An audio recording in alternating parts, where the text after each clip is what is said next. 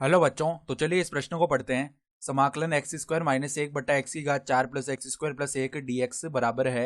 विकल्प A log x की घात चार प्लस एक्स स्क्वायर प्लस एक प्लस सी, विकल्प B log x square minus x plus एक बटा x square plus x plus एक प्लस सी, विकल्प सी एक बट्टा दो log x square minus x plus एक बटा x square plus x plus एक प्लस सी, विकल्प डी एक बट्टा दो log x square plus x plus एक बटा x square minus x plus एक प्लस सी। तो यहाँ पे देखो हमें सही विकल्प बताना है, इस समाकल का मान क्या होगा। तो प्रश्न में आगे बढ़ने से पहले इस प्रश्न से संबंधित जो मुख्य उदाहरण है उसकी हम चर्चा कर लेते हैं। तो देखो मुख्य उदाहरण क्या हो जाएगी। हम यहाँ पर देखो समाकलन से संबंधित एक सूत्र जानते हैं कि एक बट्टा एक्स स्क्वायर माइनस ए स्क्वायर, इसका जो समाकलन है एक्स के सापेक्ष क्या होता है एक बट्टा दो ए, और लॉग के अंदर क्या आता है हमारा, लॉग के अंदर आ जाता है देखो एक्स माइनस ए बट्टा में एक्स प्लस ए, प्लस में आता है समाकलन का चर सी, ये होता है। ठीक है, तो अब देखना है यहाँ पर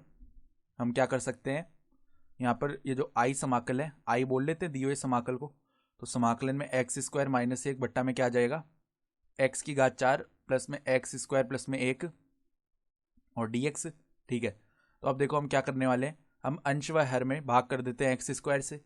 तो यहाँ पर एक माइनस एक बट्टा एक्स स्क्वायर बनेगा एक्स स्क्वायर से भाग करने पर। ठीक है, बट्टा में यहाँ पे देखो एक्स की घात चार भाग होगा एक्स स्क्वायर से, तो एक्स स्क्वायर बचेगा, प्लस में एक्स स्क्वायर से एक्स स्क्वायर भाग हुआ तो एक बचा, और यहाँ पर एक बट्टा एक्स स्क्वायर आ जाएगा और डी एक्स ये पद बन गया। तो अब देखो आई बराबर क्या बनेगा, ऊपर तो हमारे पास में एक माइनस एक बट्टा एक्स स्क्वायर,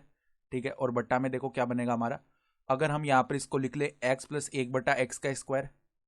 तो अब ध्यान से देखो, जैसे ही एक्स प्लस एक बट्टा एक्स के स्क्वायर को खोलेंगे ना, तो एक तो एक्स स्क्वायर का पद आएगा, एक एक बट्टा एक्स स्क्वायर का पद आएगा, और एक में दो, केवल दो पद आएगा। ठीक है, तो यहाँ पर देखो हमारे पास एक्स स्क्वायर ये रहा, एक बट्टा एक्स स्क्वायर भी है, हमारे पास में दो नहीं है। ठीक है, तो हमने क्या किया, इसमें दो जोड़ा और दो घटा दिया,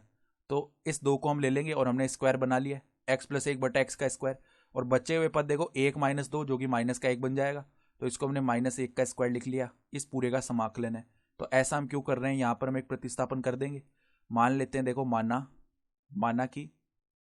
माना कि x प्लस एक बटा एक्स को हम एक बार के लिए t बोल रहे हैं, तो दोनों तरफ x के सापेक्ष अवकलन करेंगे ना, तो एक माइनस एक बटा एक्स स्क्वायर आ जाएगा, और यहाँ पर देखो पदों को प्रतिस्थापित करके dx इस तरफ लेके आएंगे तो ये dt के बराबर आएगा। तो अब देखो ऊपर यही तो पद लिखा हुआ है एक माइनस एक बटा एक्स स्क्वायर गुणा dx, तो इसकी जगह हम dt रख सकते हैं। तो समाकलन में देखो dt बट्टा में यहाँ पर x प्लस एक बटा एक्स को हमने लिख लिया टी स्क्वायर माइनस में एक का स्क्वायर है, तो ये तो हमने शुरू में जो सूत्र लिखा था मुख्य उदाहरण में वो उसी रूप का आ गया है। तो एक बट्टा दो ये होता है, तो एक बट्टा दो गुणा एक, लॉग के अंदर क्या आता है टी माइनस एक, यानी टी माइनस एक बट्टा में टी प्लस एक,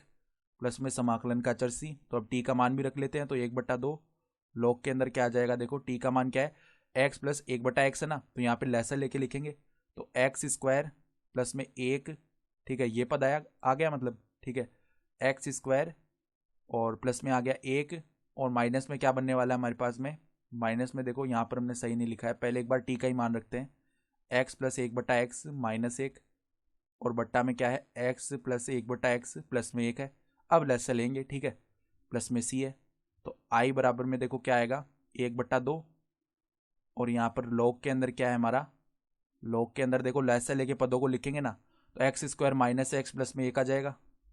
x square minus x plus एक, और जो बट्टा वाले एक्स है वो तो अंश व हर से आपस में विभाजित हो जाएंगे, तो एक्स स्क्वायर